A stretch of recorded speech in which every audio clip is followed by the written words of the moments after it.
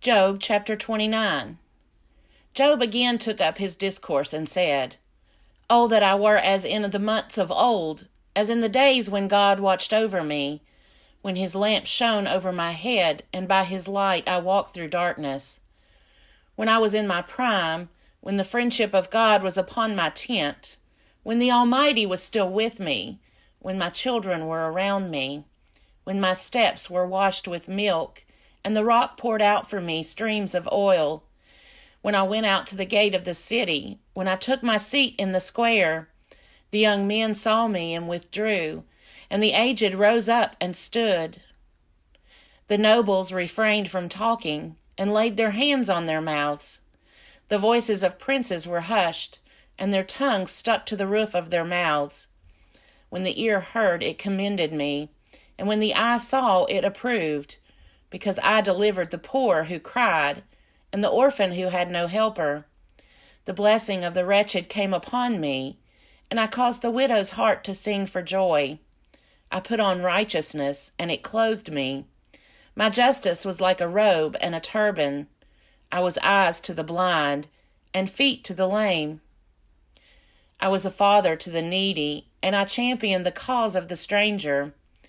I broke the fangs of the unrighteous, and made them drop their prey from their teeth.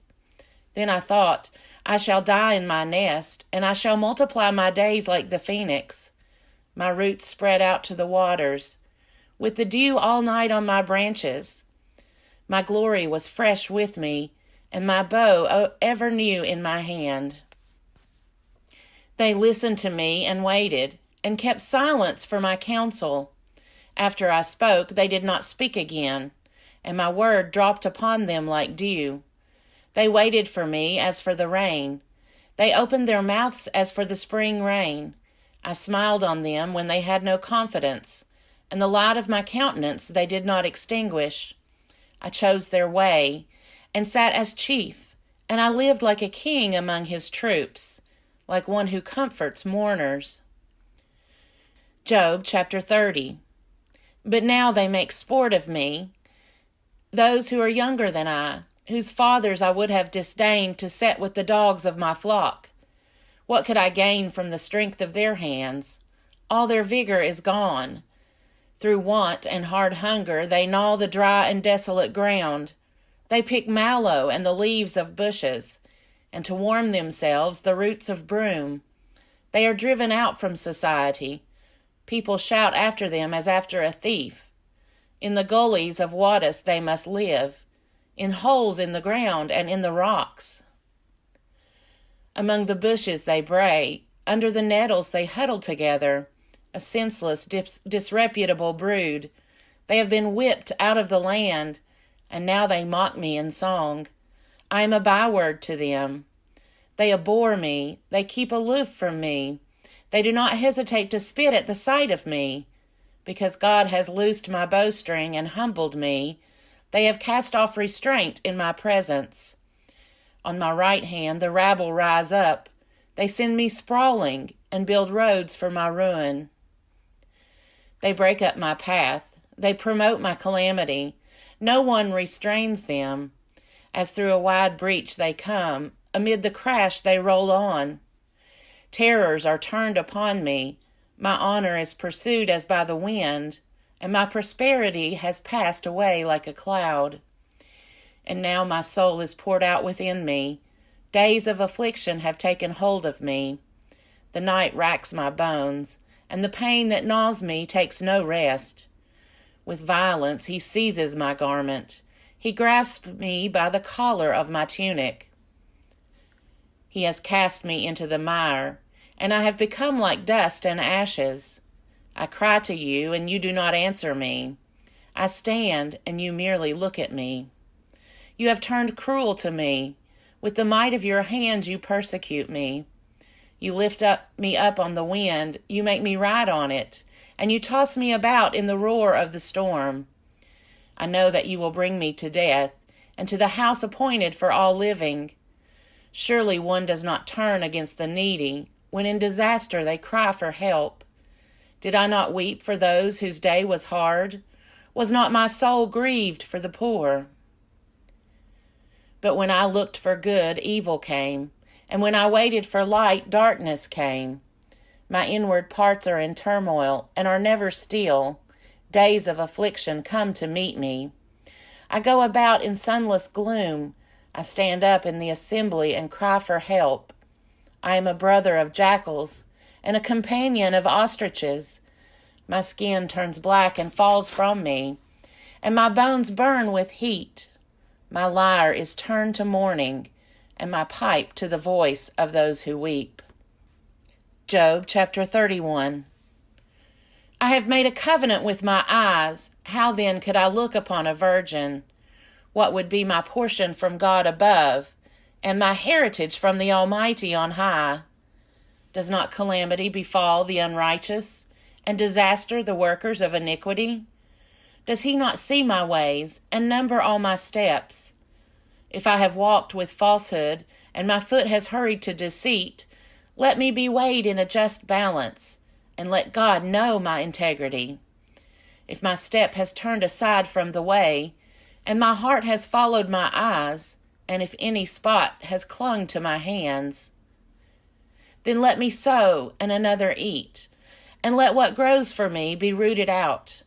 If my heart has been enticed by a woman, and if I have lain in wait at my neighbor's door, then let my wife grind for another, and let other men kneel over her. For that would be a heinous crime, that would be a criminal offense. For that would be a fire consuming down to Abaddon, and it would burn to the root all my harvest. If I have rejected the cause of my male or female slaves, when they brought a complaint against me, what then shall I do when God rises up? When he makes inquiry, what shall I answer him? Did not he who made me in the womb make them? And did not one fashion us in the womb? If I have withheld anything that the poor desired, or have caused the eyes of the widow to fail, or have eaten my morsel alone, and the orphan has not eaten from it. For from my youth I reared the orphan like a father, and from my mother's womb I guided the widow. If I have seen anyone perish for lack of clothing, or a poor person without covering, whose loins have not blessed me, and who was not warmed with the fleece of my sheep. If I have raised my hand against the orphan, because I saw I had supporters at the gate, then let my shoulder blade fall from my shoulder, and let my arm be broken from its socket. For I was in terror of calamity from God, and I could not have faced his majesty.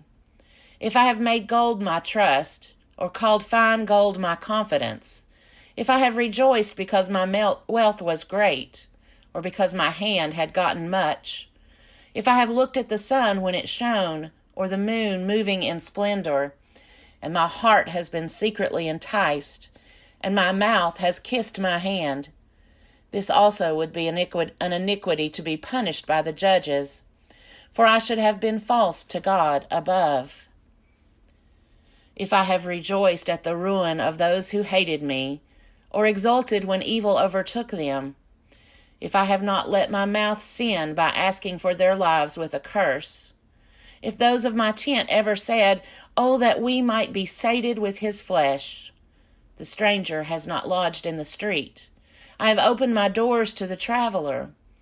If I have concealed my transgressions as others do, by hiding my iniquity in my bosom, because I stood in great fear of the multitude, and the contempt of families terrified me, so that I kept silence and did not go out of doors.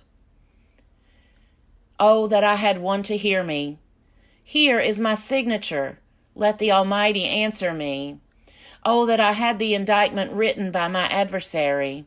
Surely I would carry it on my shoulder. I would bind it on me like a crown. I would give him an account of all my steps. Like a prince I would approach him. If my land has cried out against me, and its furrows have wept together, if I have eaten its yield without payment, and caused the death of its owners, let thorns grow instead of wheat, and foul weeds instead of barley. The words of Job are ended. Job chapter 32. So these three men ceased to answer Job, because he was righteous in his own eyes. Then Elihu, son of Barachel the Buzite, of the family of Ram, became angry. He was angry at Job because he justified himself rather than God. He was angry also at Job's three friends because they had found no answer, though they had declared Job to be in the wrong. Now Elihu had waited to speak to Job because they were older than he. But when Elihu saw that there was no answer in the mouths of these three men, he became angry. Elihu, son of Barachel the Buzite, answered, I am young in years, and you are aged. Therefore I was timid and afraid to declare my opinion to you. I said, Let days speak, and many years teach wisdom. But truly it is the spirit in a mortal, the breath of the Almighty, that makes for understanding.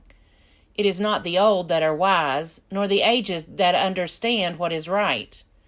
Therefore I say, Listen to me, let me also declare my opinion. See, I waited for your words, I listened for your wise sayings, while you searched out what to say. I gave you my attention, but there was in fact no one that confuted Job, no one among you that answered his words. Yet do not say, We have found wisdom. God may vanquish him, not a human. He has not directed his words against me, and I will not answer him with your speeches. They are dismayed, they answer no more, they have not a word to say. And am I to wait because they do not speak, because they stand there and answer no more? I also will give my answer. I also will declare my opinion. For I am full of words. The spirit within me constrains me. My heart is indeed like wine that has no vent. Like new wineskins, it is ready to burst. I must speak, so that I may find relief. I must open my lips and answer. I will not show partiality to any person or use flattery toward anyone, for I do not know how to flatter, or my Maker would soon put an end to me. Job chapter 33. But now hear my speech, O Job, and listen to all my words. See, I open my mouth, the tongue in my mouth speaks. My words declare the uprightness of my heart, and what my lips know they speak sincerely. The Spirit of God has made me, and the breath of the Almighty gives me life. Answer me if you can. Set your words in order before me. Take your stand. See, before God I am as you are. I too was formed from a piece of clay.